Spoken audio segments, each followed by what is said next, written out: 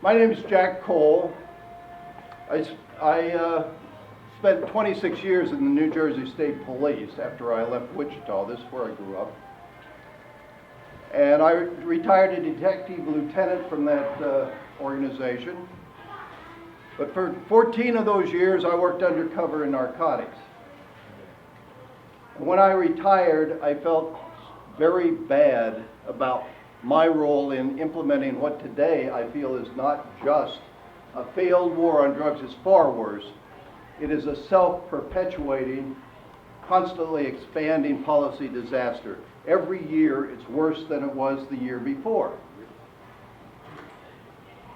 So when I retired, I sat down with 4 other police officers and we created this organization, Law Enforcement Against Prohibition. On the way to creating that, we tried to just figure out what should law enforcers really be interested in doing, with the people we're supposed to protect and serve. And when we boiled it down to the very essence, we decided there are 4 things that we should be wanting to reduce.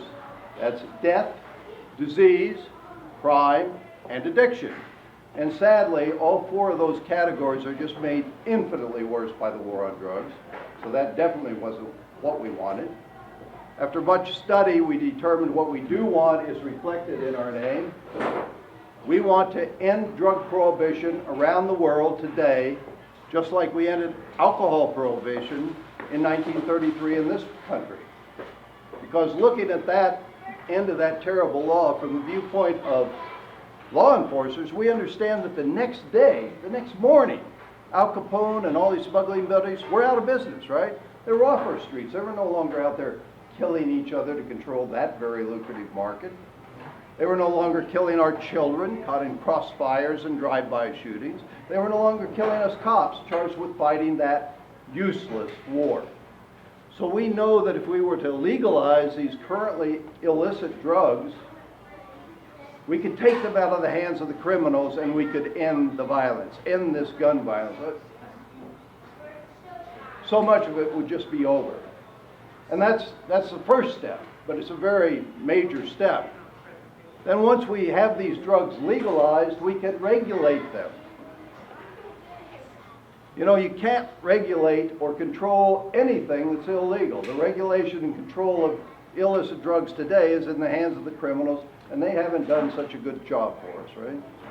So, when we regulate the drugs, some wonderful things can happen. We can end overdose deaths. In that 14 years I lived on the streets with these folks, I can attest to you that nobody dies of a drug overdose because they shoot more and more dope. They die because they simply don't know how much of that tiny package of powder they're buying is really the drug and how much is the cutting agent. If you get too much drug in that package, you're dead. It's like Russian roulette without a gun. And in an illegal, unregulated market, they will never know what's in that package. But if we can tell them, they don't have to overdose. And that should be very important to all of us, because these are our children, they're our parents, they're ourselves. And if we can keep them from dying, we got a chance to wean them off those drugs.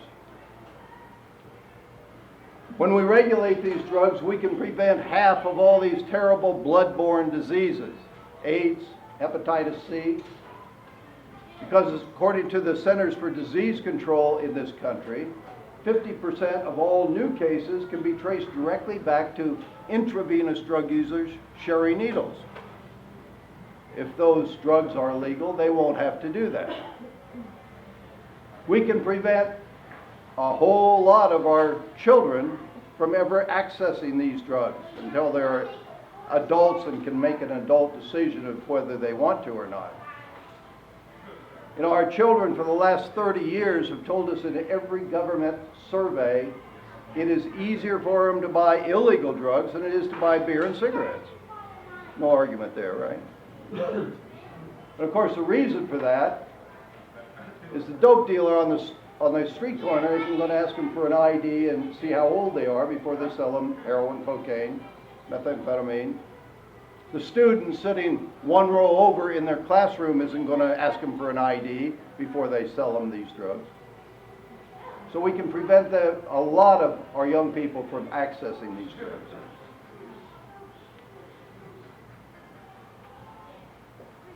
And once we legalize the drugs, we will no longer have to sacrifice 1.7 million people, mostly young, sadly mostly people of color, on this altar of the drug war, because that's how many we arrest every single year for non-violent drug offenses. Once we start treating drug abuse as a health problem instead of a crime problem, we can actually help these people, bring them back into our society as productive citizens. Now, nobody at LEAP wants to see one additional drug abuser in the world. We've spent our entire careers fighting against drug abuse, and we haven't changed our mind about that. We've changed our mind about two things. First, what is drug abuse? And it's not everybody that uses an illicit drug, because some of these drugs are being used to self-medicate, especially the marijuana, and it really is good for those purposes. So to us, that's not drug abuse. That's a reasonable use of drugs, especially if your doctor is recommending that you do that. The other thing we've changed our mind about is what will actually reduce drug use in this country. And it certainly isn't the war on drugs. It is legalized regulation, which we absolutely will believe will reduce death, disease, crime, and addiction. I'm going to give you a little history lesson here on what things were like in this country before we had a war on drugs and what they're like today, and let you decide if you think that was a sensible policy. Then I'm going to take a break and take questions from you. And you can ask me any question you want. There's nothing too personal that I won't answer it. If you ask a question that I'm going to later come back to the PowerPoint and talk about, I'll just tell you that will be covered there. But the other questions I'll answer. And then when we get a feeling for where people stand here, we will go back and we will talk about solutions to this. Because real good solutions do exist, and we need to know about them. Sadly, folks, we're a very punitive nation. We seem to think that if we have a problem here, the easiest answer is lock them up and throw away the key. We imprison more people in the United States per capita than any country in the world. And we got some real competition out there, like Russia. We imprison 1.6 times more people per capita than Russia. China, these are under dictatorships. We imprison 6 times as many people per capita as China. And they're our two closest competitors. In all the European nations, they imprison their population at or below 150 per 100,000. In the United States, we imprison our population at 1,009 per 100,000. What that means is that while we're sitting here in this nice restaurant, 1 out of every 100 people in this country is sitting in jails or prisons. What are they there for? Well, this will pretty much tell you. This is the percentage increase in federal prisoners from 1970 till today. And it's pretty much the same in the state prisons. At the beginning of the war started in 1970, folks. At the beginning of the war, we had a little over 3,000 people in our federal prisons for non-violent drug offenses. We had another 17,000 there for violent crimes, child molesting, other heinous acts. In the course of the drug war, we've increased the number of people there for these violent crimes by about 300%. But we've increased the number of people there for non-violent drug offenses by 2,000 558%. That's why our prisons are bursting at the seams. That's why for a 20-year period, we made building prisons in the United States the fastest growing industry. Now there's something to be proud of, huh?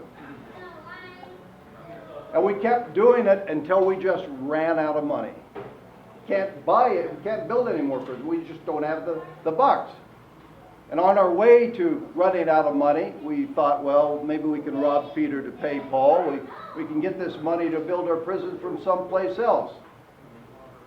So if you look at the states that have built absolutely more prisons than anyone, like California, in the last 10 of those 20 years, California hired 25,000 new prison guards. And to pay their salaries, they fired 8,000 college professors. So what's this saying to our young people? We would rather warehouse you than educate you.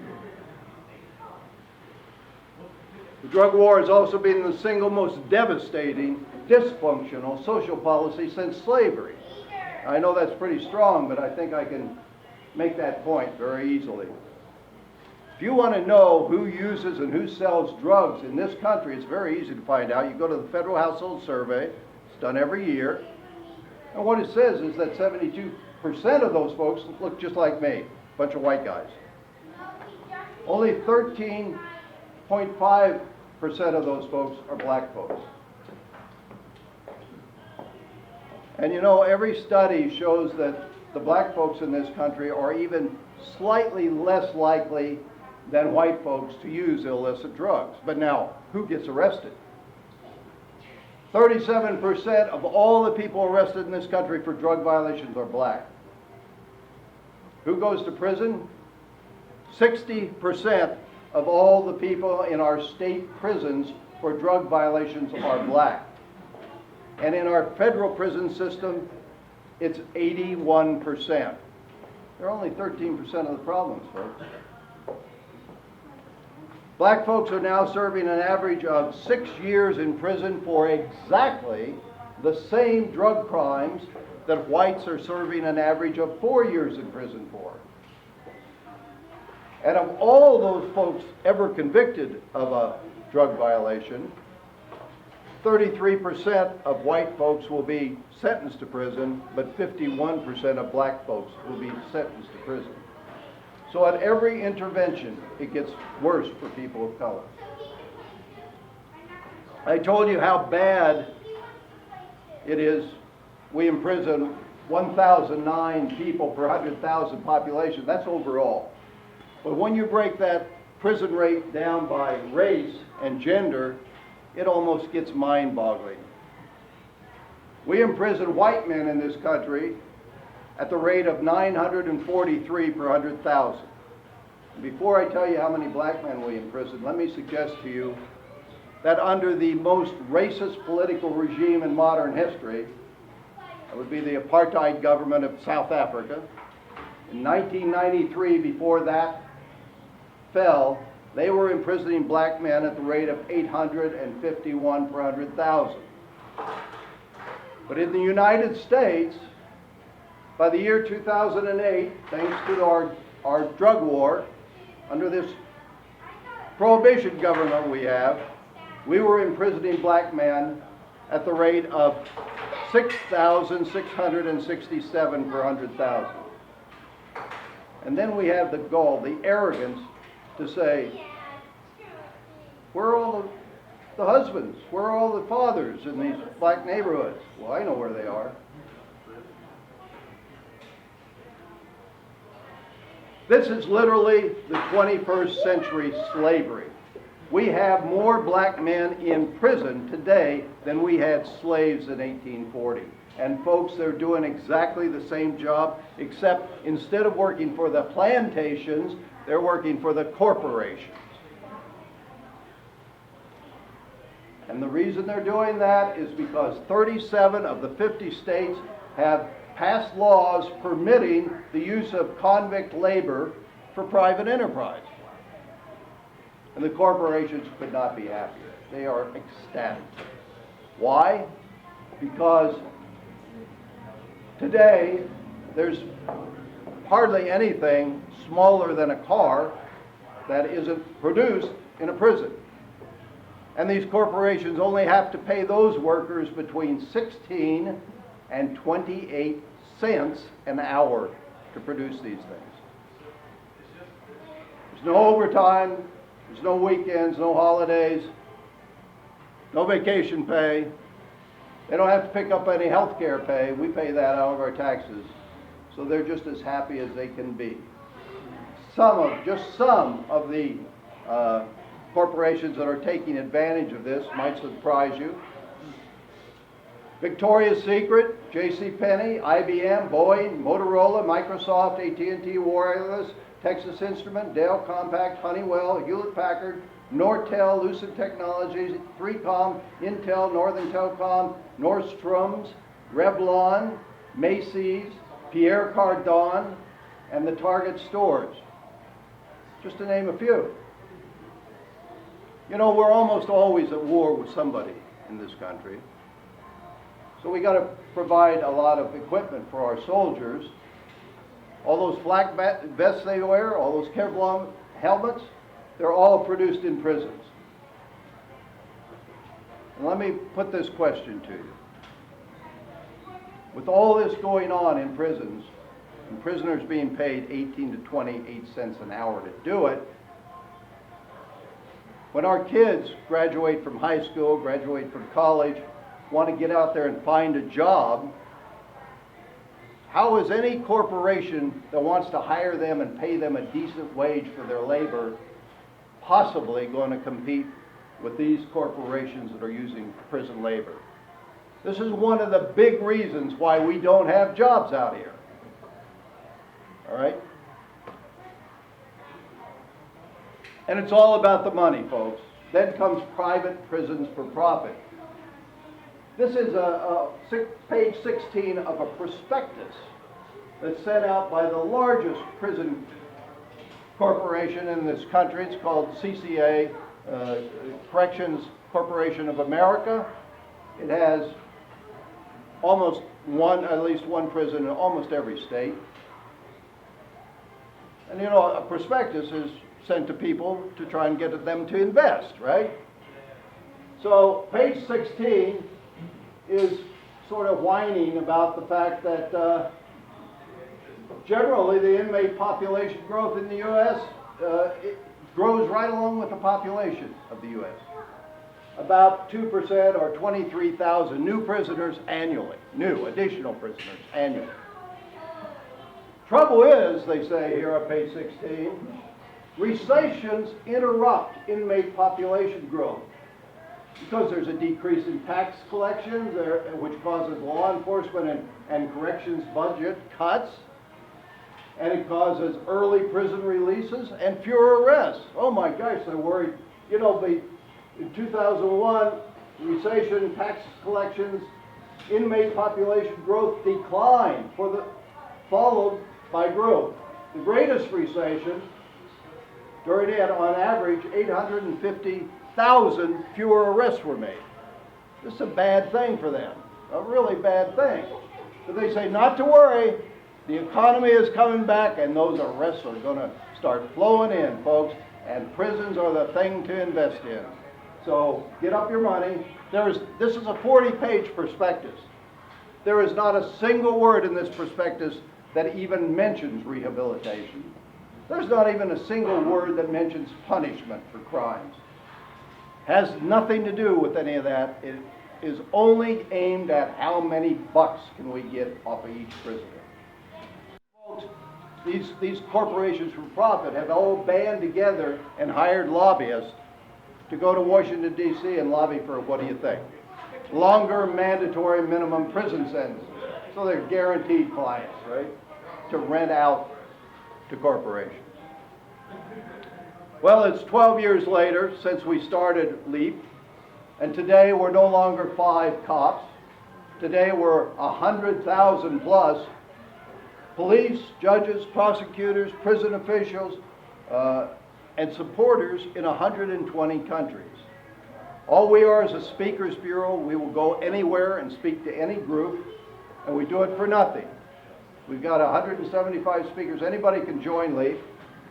And during the break, I'm going to pass around the sign-up sheet for our newsletter. All you got to do is put your name, your email, and your zip code down, and you'll start getting our newsletter. And we not only don't ask you for money, anybody who signs up, we give them one of our LEAF badges, which is a nice little lapel badge.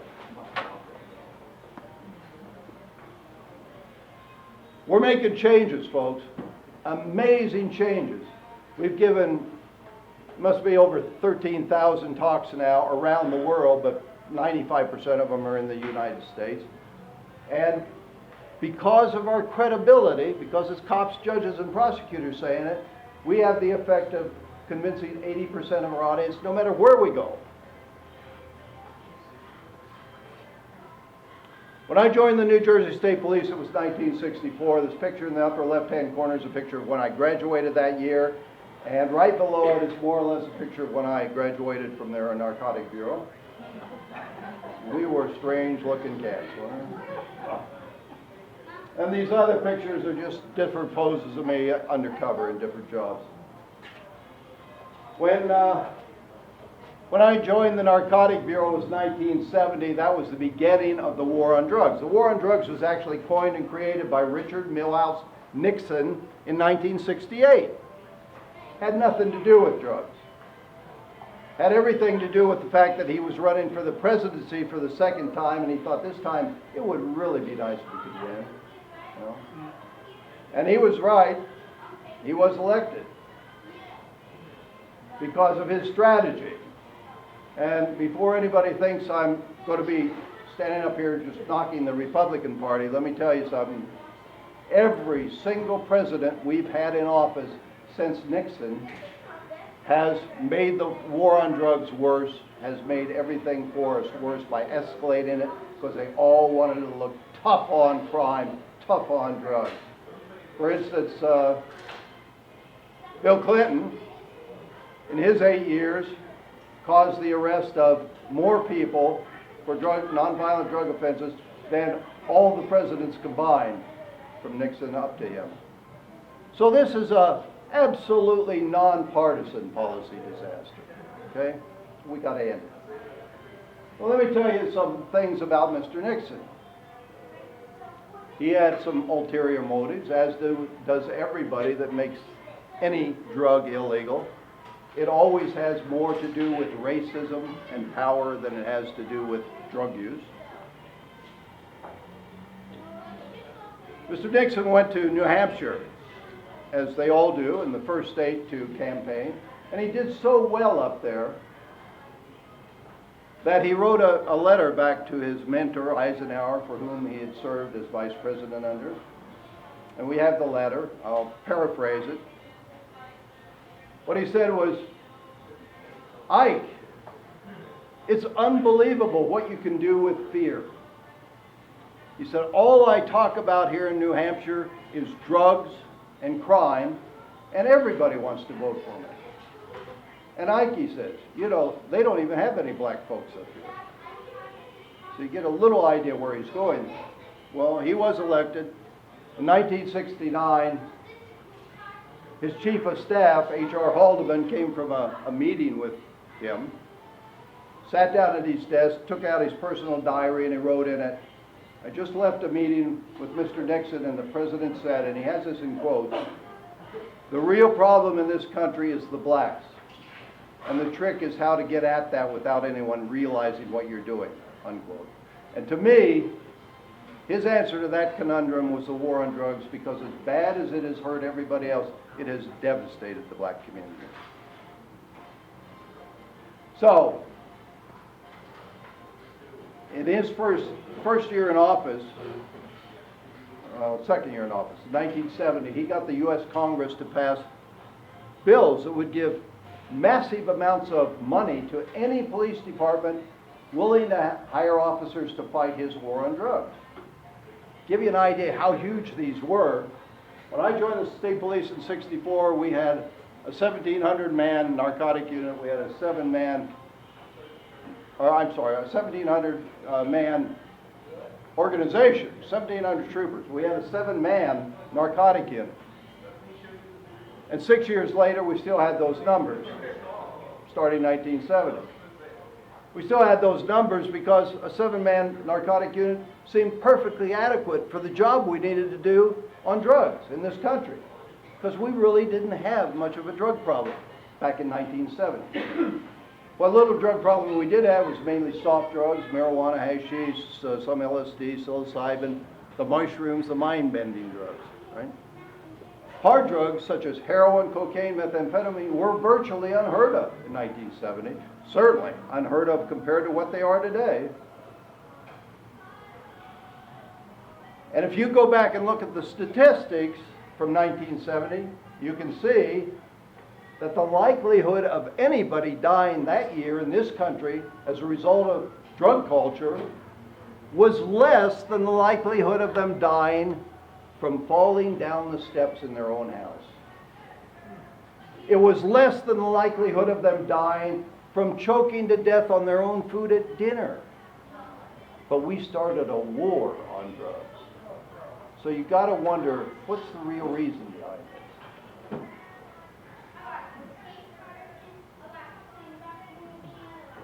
It was 1970, as I said, when I went in. I went in with that 76-person bureau.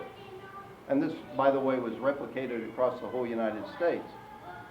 After 2 weeks training, they had us line up and count off 1, 2, 3, 1, 2, 3. Every third person became an undercover agent. So we had 25 undercover agents out there.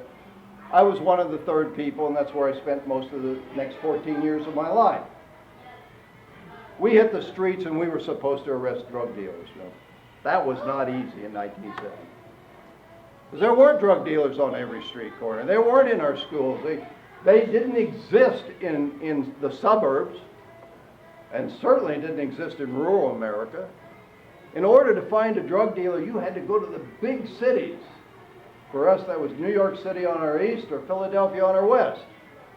And we weren't working there. I was working about 20 miles outside of New York City in the suburbs of New Jersey. And since we didn't have any real drug dealers out there, they targeted us on small friendship groups. 10 or 15 young people in a friendship group.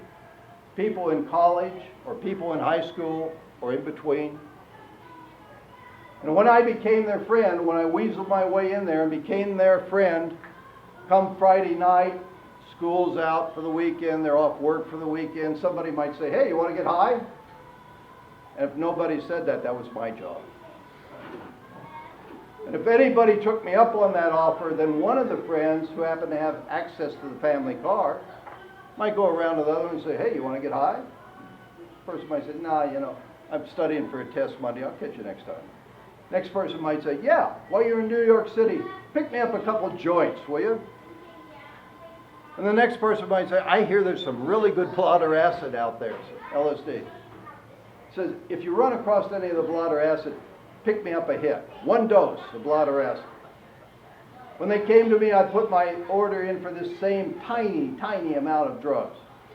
They'd jump in the car, off they'd go to the city, and an hour later they'd come back and hand them out to their friends. And when they handed them to me, they became a big-time drug dealer. Because that's what we labeled them, and that is what stuck. And I didn't arrest them. You got to remember, I'm undercover, so I'm just making cases on them. I would stay in that friendship group until I had every single person in the group. Very easy to do, because these people were not drug dealers. They weren't making a penny on this transaction. They weren't even getting their gas money back. These were young people accommodating friends. So the second time anyone was getting high there, person B would make the run, and then person C, and person D, and I'd stay there and get every one. And I might be working 10 of these friendship groups simultaneously in different suburbs, as were all 25 undercover agents. So about every 2 months, we'd come in with, each one of us, with about 100 people that we had this sort of cases on. We'd have a raid. We'd swoop into their neighborhoods at 5 o'clock in the morning. We'd kick down their doors. All we had was body warrants. Kick down their doors, every door. And we'd go in and drag them out in chains. And while we're dragging, we'd illegally search that place. Of course, we'd say, we're only searching the area that they could reach. But the area tended to go 3 rooms down, you know. We drag them out in chains, and if we found any drugs in the house, remember these are young people I'm working with. We took everybody in the house, the mother, the father, everybody went. We put them all in the police car, and away we'd drive with that door hanging off the hinges. Right? Anybody could go into that apartment or that house and steal anything they wanted. And back then, our police that were doing this were saying, that's just street justice, you know. If these people see how hard it is going to be on them, they'll stop using these drugs. And when we got these folks down to the police station, we would have already alerted the reporters who would be there with their cameras to take their pictures in the perp walk and splash it all over the front pages of their local papers and destroy any credibility, any respectability these people had in their neighborhoods. And when we got them all lined up against that back wall, my boss would come out. And he'd say to these reporters, you see that? There's 100 major drug dealers we took out of your community. Major drug dealers. And then he'd say, this is the worst disaster that has ever happened in the United States. Drugs are going to destroy society as we know it. We need more money so we can hire more police. We need money for technological stuff, for cars, for better guns, for bulletproof vests, for radios. We need harsher laws to put these people away longer. We need. And those reporters would go away and write horror stories, scaring the public to death. And the public would say, give it to them, give it to them. And then the next year we'd go back and do it worse. Well, let me tell you about those young people, those people who weren't drug dealers. We grabbed them during their formative years of their life, when they're trying to get their education. And back then, there was only one law, only one drug law. It was very simple. It said, you will not distribute a controlled dangerous substance. Then it gave you a big long list of the substances. It didn't say anything about weights. You know, had it been around, a person could distribute 100 pounds of heroin. They got exactly the same sentence as somebody handing me a marijuana cigarette. They were all going to prison for 7 years. And I don't think there was 1 out of 100 that ever escaped that sentence. Now, they had to all serve 1/3 of max before they could come out on parole. So 2.5 years later, every 2 months, 100 of folks that I messed up are coming back, you know, onto the street, right? And they're looking for work. Who's going to hire them? They're drug dealers. That's what we labeled them. So they can't find a job. But they got to support their families. They got to feed themselves. So what are they going to do? They're going to turn right back to the drug culture, the very group we say we're trying to save them from. Only this time, they're going to become honest to goodness, real drug dealers. And for every new real drug dealer, you've got to have a whole bunch of new drug users to support them, right? So they're actively out there now recruiting young people to use drugs. And that is how this thing became a self-perpetuating, constantly expanding policy disaster. The politicians messed this whole thing up with the laws, but the police exacerbated it so much by what we did. And we did it because police get promoted by the number of arrests they make. And guess what? They don't get promoted by the number of convictions they make. Which means a cop that wants to get ahead will make any kind of arrest. They don't have to worry too much about the fact that the person is going to be convicted, or even that maybe the case might be thrown out before it even comes to that. So they make these very flimsy arrests a lot, because we get promoted that way. Let me tell you what I would have told you 43 years ago as a drug lawyer, because it's the same story that the drug lawyers are telling you today. And that is that if we just continue fighting this war a little harder, if we work a little bit harder, 7 things are going to happen. And when those 7 things have occurred, we will no longer have any drug problem in this country. No problem whatsoever. It'll be gone. We can take the words heroin, cocaine, methamphetamine, take them right out of the dictionary, because they won't even be around. All right? Those 7 things are: we fight this war very hard. The drug supply to the United States will decrease because of the pressure we're putting on them.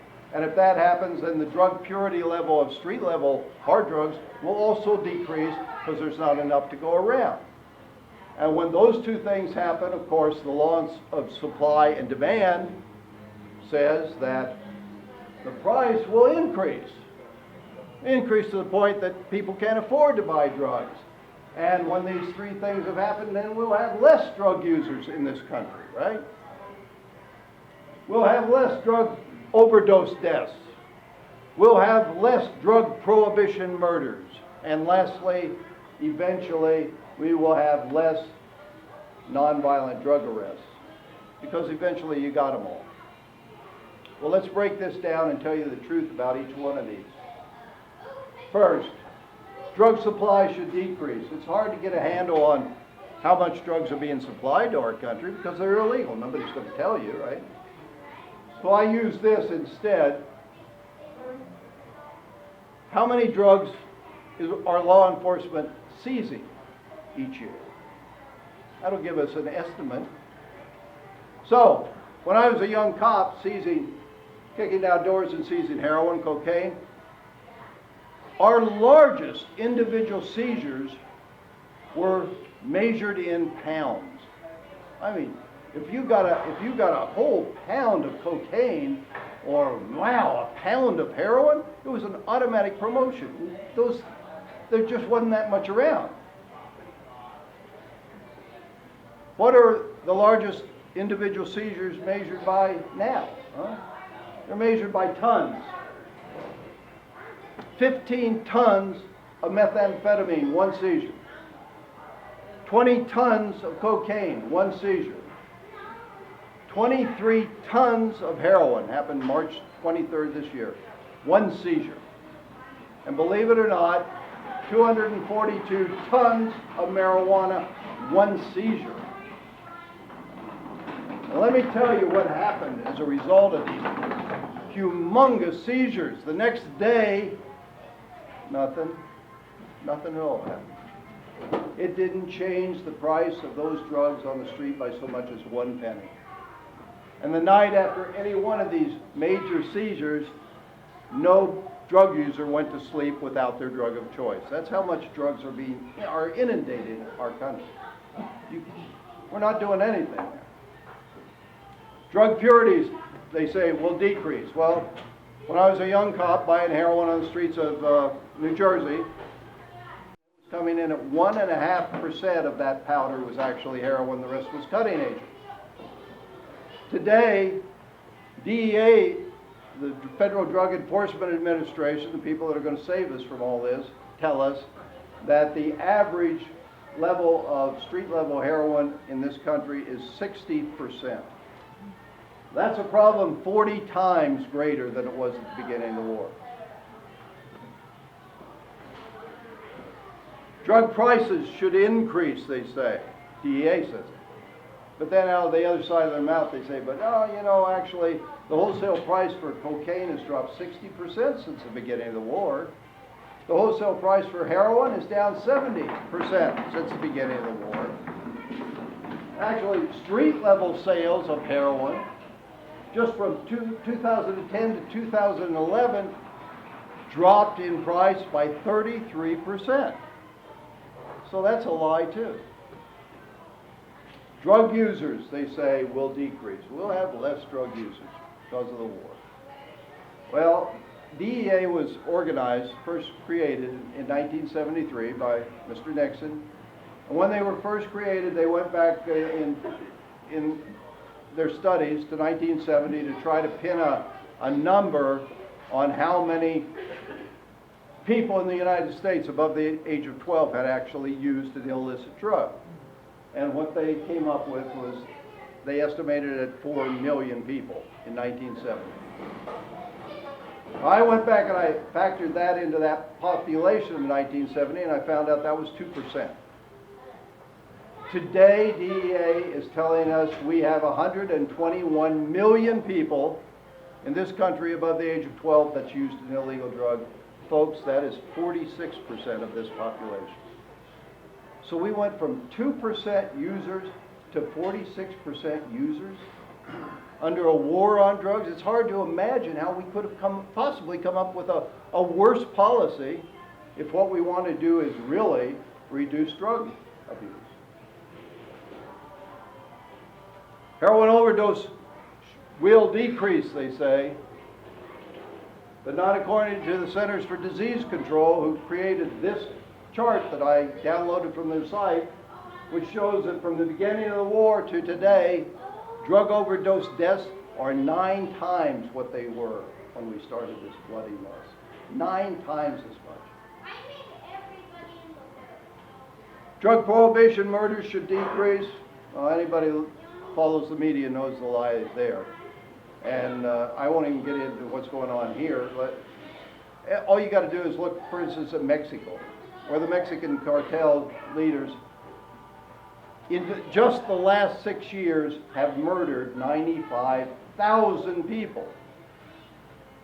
And there's another 20,000 missing down there, presumed murdered by these cartels. But since the cartels have this little knack of dissolving their murdered people in acid, it's a little hard to tell. Drug violations arrests will decrease, they say. Well, in the 5 years before we started the war on drugs, on average, across the United States, for nonviolent drug offenses, we arrested 65,500 people every year. Then we started this numbers game. War on drugs in the numbers game. The police were out there arresting everybody in sight. And by the year 2005, we kicked this 65,000 number up to 1.9 million arrests per year. Now it's fallen down to 1.7 million, and I think a lot of it has to do with leap speakers getting out there really putting pressure on these people. But even at 1.7 million per year, that's a problem 25 times greater than it was at the beginning of the war. So we're not doing anything, folks. But you know something? It costs us a lot of money to do nothing. In the 43 years we've been fighting the war on drugs, of your tax money and my tax money, we have spent $1.5 trillion. And what do we have to show for all that money? This. This is the cumulative amount of arrests in this country over that time for nonviolent drug offenses, 46 million and counting. 46 million. Think about it. Some countries don't have 46 million people. We've made 46 million arrests in 43 years. Done everything we can do to destroy those people's lives. I don't think that's doing our society much good. But the drug warriors would say, well, yeah, that's a lot of money to spend, it's a lot of lives to cripple, but maybe it's worth it because it's reduced our addicted population. Well, that's a lie also, folks. We didn't have an illegal drug in this country until 1914 on the federal level. In 1914, they wanted to pass a law that would make opiates illegal, but not all opiates, only smoked opiates, because again, this had nothing to do with drugs. It had everything to do with racism, and our race of choice to hate back then was the Chinese. And we'd invited these Chinese to come to our country to build our railroads out west, because that was a deadly job, and the real Americans didn't want to do that job, right? They were dying right and left of these terrible diseases, smallpox and yellow fever and all these things. And a lot of them were getting killed by the indigenous population, who didn't much like the fact that we were stealing their land for our railroads. So the real Americans didn't want to do that. We hired all these Chinese coolies that we imported. And they built the railroads, and so many of them died, but the ones that did survive finally settled out in the San Francisco territories. And when they settled out there, then the real Americans out there said, you know, these people are taking our jobs. Because we all know we want to do that laundry, right? So we couldn't deport them because we had invited them to our country. You know what we could do? If we came up with the correct laws, we could not only keep them from taking our jobs, we could create new jobs for guards to guard them in prison. So we passed this law, Harrison Anti-Drug Act, 1914, that made smoked opium illegal. Not dilaudid, which all the White House lawyers, or not all of them, but many of them were using in their tinctures. That was okay. But smoked opium, that's out. Of course, 99% of the people using opium back then, smoked opium, were Chinese. And that wasn't the only way we knew that this was racist. The forerunner to this law was a law they passed locally in the San Francisco territories 5 years earlier. And that law simply said, no Chinaman shall possess opium. So it was pretty plain who we were after there. When we passed the federal law, we took the word Chinaman out, but we knew that this is going to affect Chinese more than anybody else. So that was a big step. Imagine what kind of a step it is. For the first time in our history in this democratic society, our government is saying what you choose to put in your body is going to make you a criminal. Wow. So they had to have something to really hang their hat on to say this is necessary. They said they did a lot of studies, and they found that 1.3% of the population was addicted to drugs. Said we can't have it, got to pass the 1914 Harrison Anti-Drug Act. Now in the next 56 years, we made a whole lot of other drugs illegal. And when we did it, every single time we did it, race was involved big time, much more than drug use, even alcohol prohibition. You know who the biggest backers of alcohol prohibition was? The Ku Klux Klan. Because it gave them just one extra reason that they could arrest black folks in the South, and they knew they weren't going to arrest white folks for doing that because they controlled the laws. So anyway, now it's 56 years later, and we're getting ready to start a war on drugs. Not only are you a criminal, we're going to start a war on you. Now that's an even bigger step. So the government really needed an excuse. They said they did a survey, and they discovered 1.3% of the population was addicted to those drugs. Can't have that, got to start a war. Now, as I just pointed out through this whole talk, it's 43 years later, it's $1.5 trillion later, it's 46 million arrests later, and today our government tells us 1.3% of the population is addicted to drugs. So what was this all about? What in the world was all this for? This is the only statistic that has not changed in 100 years. But you know, some very important statistics have changed dramatically, like these. This is the clearance rate for major crimes in the United States. And if this is the clearance rate, that simply means how many of those crimes have police ever actually made an arrest in. That's the clearance rate. So the opposite of that is unsolved crimes, right? 40% of all the murders in this country, unsolved. 60% of all reported rapes and arsons, unsolved. 75% of all reported robberies, unsolved. And 90% of all reported home burglaries, that's breaking into your house at night, probably while you're asleep there, unsolved. And I say reported because we're doing such a miserable job now that many communities aren't even reporting these three bottom ones.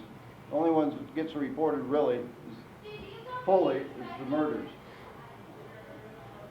Let me point out to you that in 1963, before we had a war on drugs, our police were correctly credited with solving 91% of the murders in this country. Today, we solved 61%. What happened? Did we suddenly become incompetent? You know, we have far more police per capita than we had in 1963. They're better trained, better paid, better educated. They have technology at their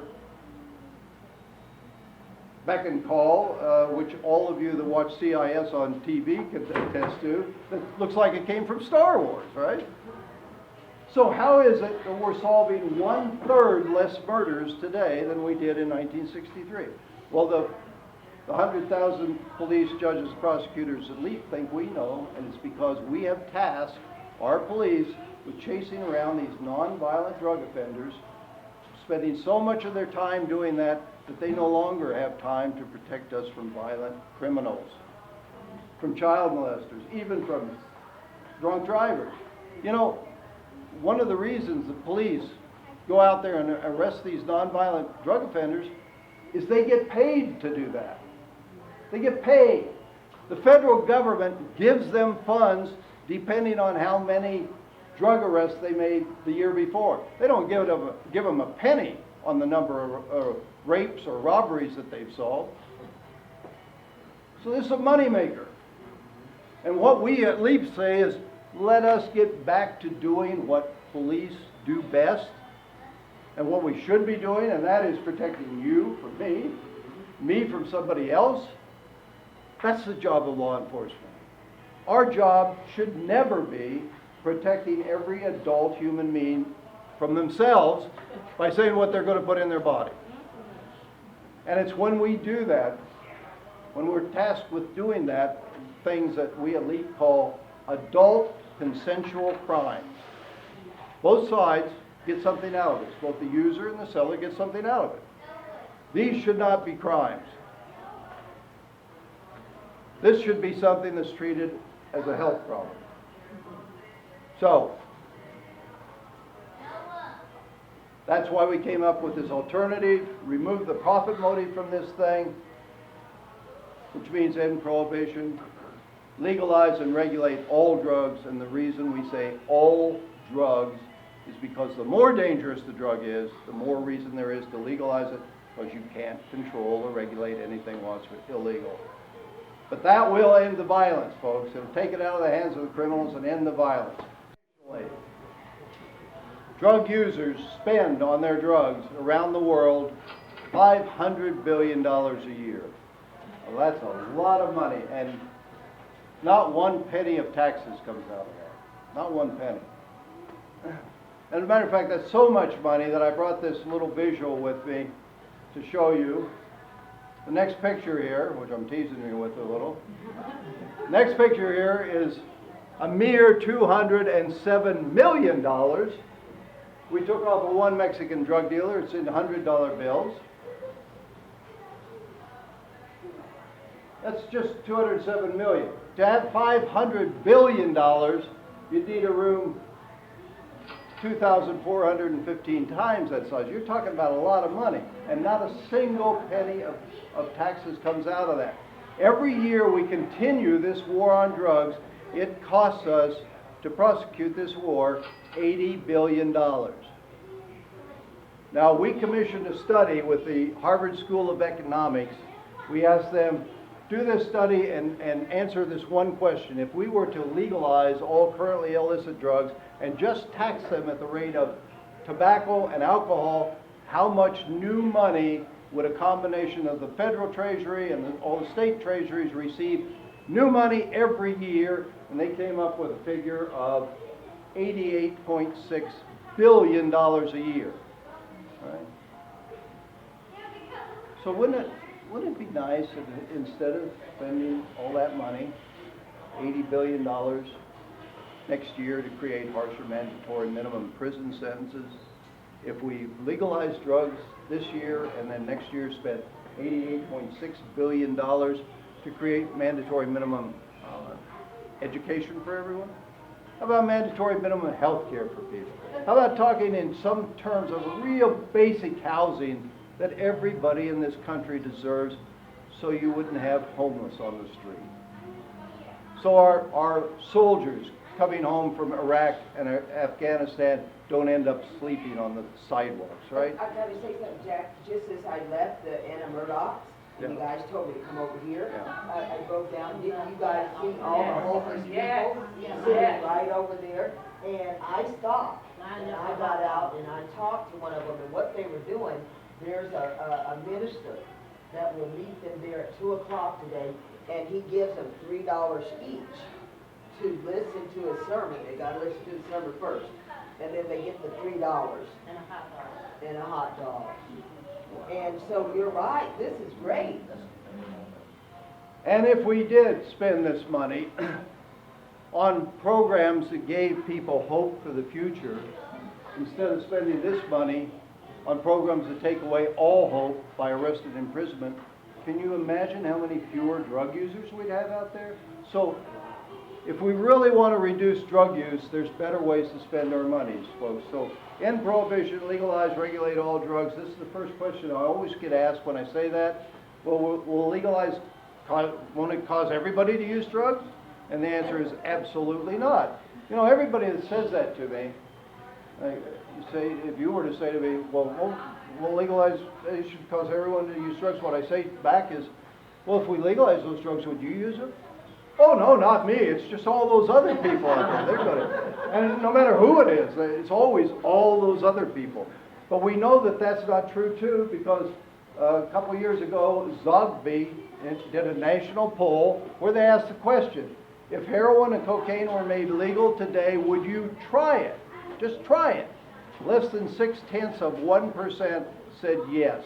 Not exactly a huge groundswell in new users. And, yes, sir. Just wanted to say that we're 13.4% drug addicts. It hasn't changed since 1914. 1.3. Why would legalizing drugs today have any effect on that thing? Yeah, you're right. Other reasons we can see that legalization won't cause other people to use drugs. If we look around at other countries, we can see perfect examples. The Netherlands decriminalized marijuana 37 years ago. If you're 18 years old or older and you're in the Netherlands, you can walk into what they call a coffee shop. Has a little green leaf on the window, and you can buy all the marijuana or hashish you want. It's sold to you 3 grams at a time. Every time you walk through the door, you can go through that door like it's a revolving door. Nobody checks. And 3 grams is even too much to smoke at one time, so they put it in a doggy bag and take it home. Which is perfectly all right, because the police in the Netherlands receive written notice not to arrest anybody for drug use or for personal possession. Is it regular drug use or just medical? Pardon? No, any kind of drug use. And it's even suggested that nobody be arrested for selling any kind of drugs on the street as long as it's a single dose type sale and as long as they're not doing something else obnoxious. So, one of our presidential administrations got to thinking about this and said, oh, I'll bet you this is a good way we can show the American people how everything goes to hell in a handbasket when you loosen up these laws, right? So they sent our scientists over to the Netherlands to do a survey of their 10th graders and find out how many of those folks had actually used marijuana. And they discovered that 28% of them had. And they came back and they said, see, this is terrible. This is what will happen if we get rid of these laws. And somebody said to them, well, don't you think you should do maybe a comparative study on our 10th graders? which they grudgingly did, and they discovered that 41% of our 10th graders have tried it. Now, they didn't expect to see that, so they went back to the Netherlands and they talked to the drug czar of the Netherlands, who happens to be the Minister of Health, because there they treat drug abuse as a health problem, not a crime problem. And when they ask you, how can it be that 28% of your 10th graders use marijuana here, where marijuana might as well be legal, and 41% of our 10th graders use it, where marijuana is considered the devil's own weed? And I think his answer was right on. What he said was, you know, I think what we managed to do in Holland is we've managed to make pot boring. He said, folks know in this country that when they're 18 years old, they can go get all they want. And what that means is they don't start using drugs at the tender age of 14, which is entry-level age for drug use in this country, in our country. And if, he said to those people, if you can just prevent them from making a decision, will I or won't I, for those 4 very formative years of your life, from 14 to 18, so many fewer will ever decide to use an illicit drug that he pointed out statistically, the per capita use of soft drugs in the Netherlands is 1/2 of what it is in the United States, marijuana and hashish. And he said, the per capita use of hard drugs, heroin, cocaine, methamphetamine, is 1/4 of what it is in the United States. And he said, this is really interesting. He said, you know, the reason that it is so much lower than the soft drugs is when young people do want to experiment with drug use, they usually want to experiment with the soft drugs. And if they don't have to go to a criminal to buy those soft drugs, a criminal would much rather sell them heroin, cocaine, methamphetamine, or even give them a free sample in order to get them hooked on this thing so they got a steady customer. If you don't have that, then you have far less use. So what he pointed out is that this gateway drug effect of marijuana that all the drug warriors are crowing about only occurs because marijuana is illegal. The homicide rate there is 1/4 of what it is here. So apparently they're doing something right, folks. Now let me tell you about two other countries where they're doing phenomenal things.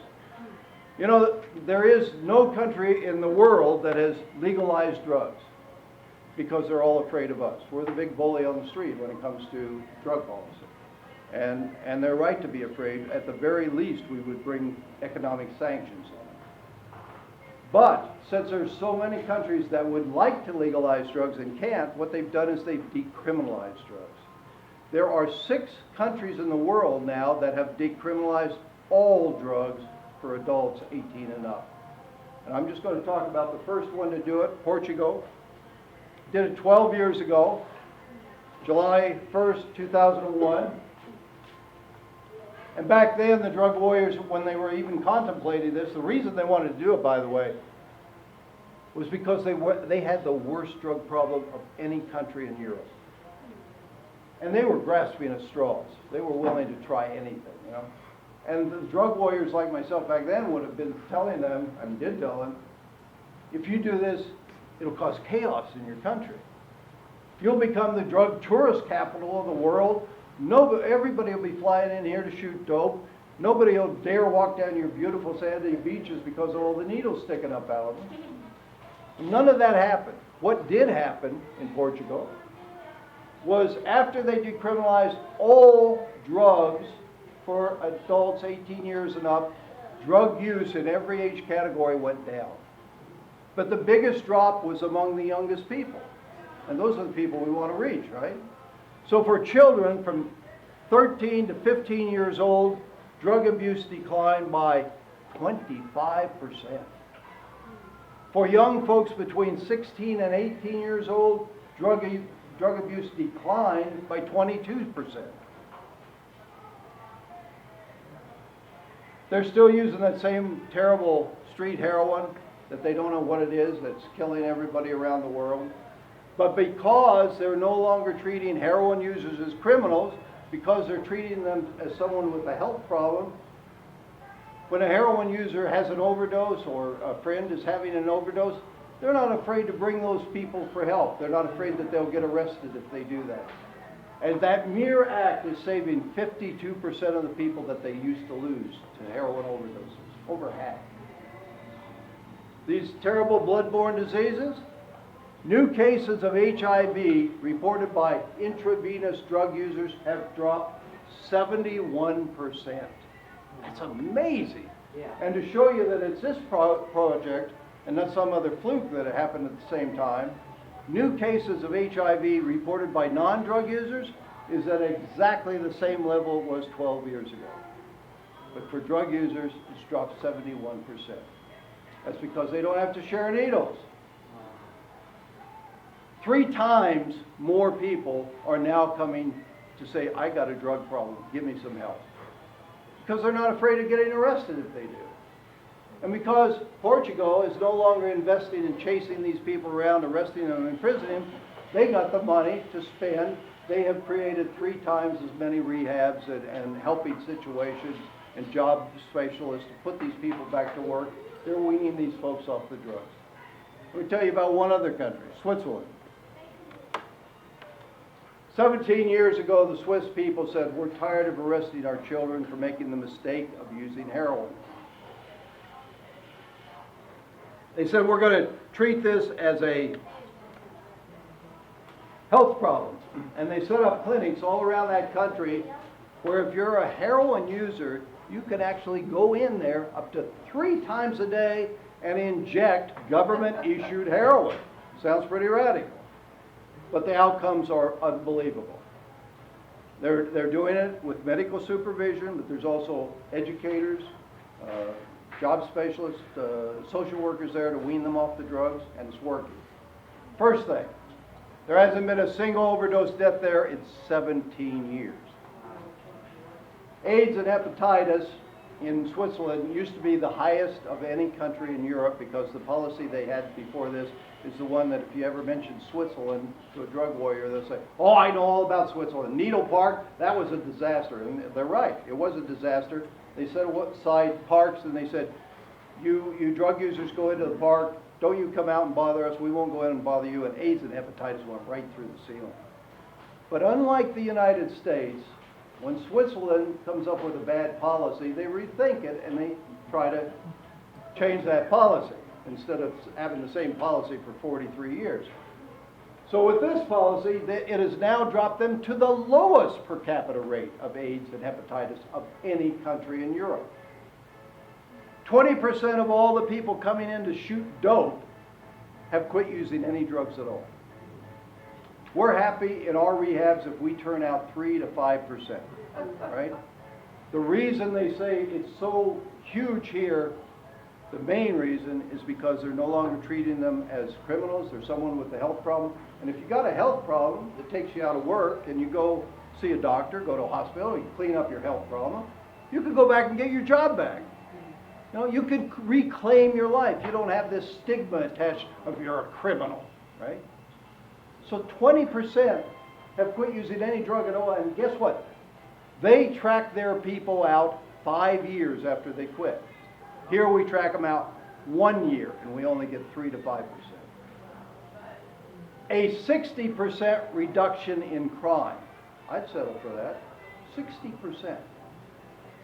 The drugs, the heroin is distributed to the user on a sliding scale, so almost everybody pays something for it. But if you have no money at all, it's free. Which means that a heroin user doesn't have to break into your house at night and steal your television set or hit some lady over the head and steal her purse to pay for the drugs. None of those crimes exist anymore. And because the heroin is effectively free, there are no dopers on the street selling heroin. Because you can't beat free. What fool would buy from it, right? So there's no market. They've closed the market. And because there's no market, the last thing, the most important thing that has happened is there was just a 10-year study done on this project by the very prestigious British medical journal, The Lancet, that shows in Zurich, new cases of HIV reported by, In Zurich, there has been an 82% decline in new heroin users. Overall, 82% less. Every other country in the world has registered more heroin users than we projected 10 years ago. Here, it's 82% less. So what the Swiss people have been able to do is they found a policy that will reduce death, disease, crime, and addiction. The four things that LEAP wants to do. And this is the closest thing we have to legalized drugs of any country in the world. Seems to me if your government is giving you free heroin, that's pretty much legal. So let me just leave you with this success story to show you there's better ways to spend our money. The success story is about the only drug in the United States that we have had any success in reducing the use of. And it just happens to be the most dangerous drug known to humans, and also the most addictive drug known to humans, but it's the one that we have actually reduced the use of. Anybody want to take a shot of that besides the folks? Tobacco, exactly. By 1985, 42% of the people in this country smoked tobacco, cigarettes specifically. We were killing so many people. We were even killing 30,000 a year by slip smoke that didn't even smoke. And we said, we got to do something to end this. But you know, we didn't start a war on cigarette smokers. We didn't arrest R.J. Reynolds as the biggest drug dealer in the world. What we did was we started a very strong educational program, and then we pretty much regulated it out of existence. We said, you want to smoke? You can smoke at home. You can smoke in your car. You're not going to smoke in any public place. You know, 30 years ago, we would have had an ashtray on every one of these tables, right? And we'd all be puffing away. So, just doing that, just using education and regulation in a 30-year period, we dropped 42% use down to 17% use, and it's falling every year. We more than cut it in half. Now that is a success story.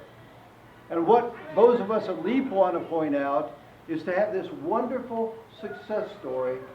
We didn't have to destroy one human being's life. We didn't have to imprison one person for this success story. So there's just better ways to spend our money. So I'd leave you with this, folks. Maybe we should listen to what some of the smarter people in the world have to say on prohibition. Like Albert Einstein, who on prohibition had this to say: the prestige of the government has undoubtedly been lowered considerably by the prohibition law, for nothing is more destructive of the respect for the government and the law of the land than passing laws which cannot be enforced. It's an open secret that the dangerous increase in crime in this country is closely connected with this. Albert Einstein, 1921.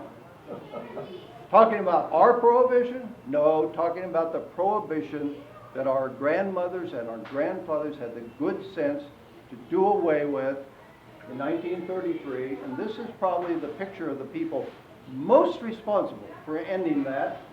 This was taken in Copley Plaza, right in Boston, where I live now. People most responsible for ending prohibition. You see who it is? It's members of the Women's Organization for National Prohibition Reform. It was the women that ended that terrible law. Why would they do such a thing, huh? They write it right on their cars. Save our children. Stamp out prohibition. Well, folks, that's all we're saying at LEAP. Please help us save our children. Stamp out prohibition. Thank you. I want to put one more feather in your hat.